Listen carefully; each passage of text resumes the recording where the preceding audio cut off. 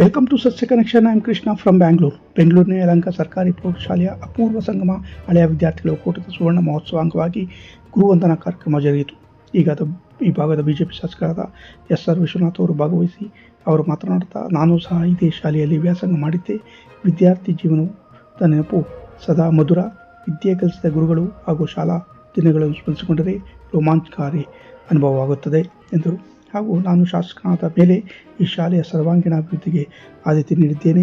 ಪದವಿ ಪೂರ್ವ ಕಾಲೇಜು, ಪದವಿ ಹಾಗೂ ಸ್ನಾತಕೋತ್ತರ ಶಿಕ್ಷಣಗಳನ್ನು ಒಂದೇ ಆವರಣದಲ್ಲಿ ಒದಗಿಸಲಾಗಿದ್ದು ಸುಮಾರು 9,400 ವಿದ್ಯಾರ್ಥಿಗಳು ವ್ಯಾಸಂಗ ಮಾಡುತ್ತಿದ್ದಾರೆ ಎಂದರು.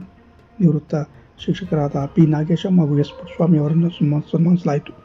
ಪ್ರಾಂಶುಪಾಲರಾದ ಕನ್ನಮ್ಮ, ಅಪೂರ್ವ ಸಂಗಮ ಹಳೆ ವಿದ್ಯಾರ್ಥಿಗಳ ಒಕ್ಕೂಟದ ಪದಾಧಿಕಾರಿಗಳಾದ ಲಕ್ಷ್ಮೀಶ್, ಚೆನ್ನಯ್ಯ, ಅದಿರಾಮು, ನರಸಿಂಹಮೂರ್ತಿ, ಸುಬ್ರಹ್ಮಣಿ, ಗೋಪಾಲ್, ಶಂಕರಮೂರ್ತಿ, ಗೋಪಿ, ಸುರೇಶ್, ನಾರಾಯಣ್ ಭಾಗವಹಿಸಿದ್ದರು.